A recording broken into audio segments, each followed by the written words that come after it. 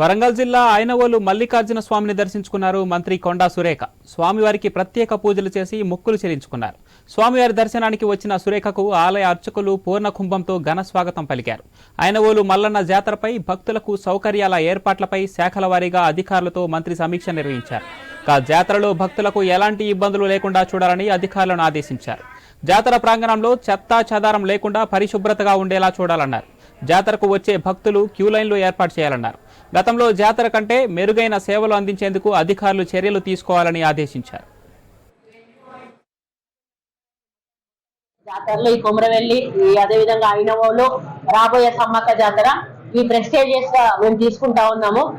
ఒకటి ఏంటంటే ఇక్కడ ఒక గిరిజన బిడ్డగా సీతక్క సమ్మక్క సారలమ్మ జాతరకు ఆమె ఈ రోజు మినిస్టర్ వరంగల్ నుంచి, దేవాదాయ శాఖ మంత్రిగా నాకు కూడా ఒక మహిళగా ఈ రోజు ఇద్దరం కలిసి సమ్మక్క సారలమ్మ జాతరను నడిపించాల్సిన బాధ్యత మాకున్నది.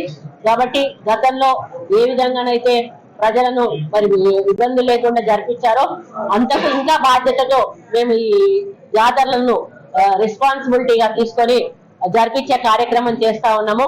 మరి గతంలో పెట్టారో లేదో తెలీదు. నేనైతే అన్ని జాతరల తోటి కూడా మీటింగ్స్ పెడుతూ ఇన్స్ట్రక్షన్స్ ఇస్తూ వెళ్ళడం జరుగుతా ఉంది.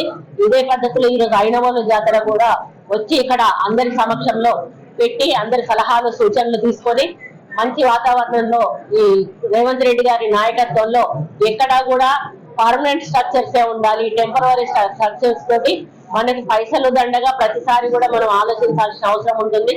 కాబట్టి రాబోయే రోజుల్లో ఇక్కడ కూడా ఎటువంటివి లేకుండా పర్మనెంట్ స్ట్రక్చర్ ఉండే విధంగా ముందుకు తీసుకెళ్తాము. నేను ఒక దేవాదాయ శాఖ మంత్రిగా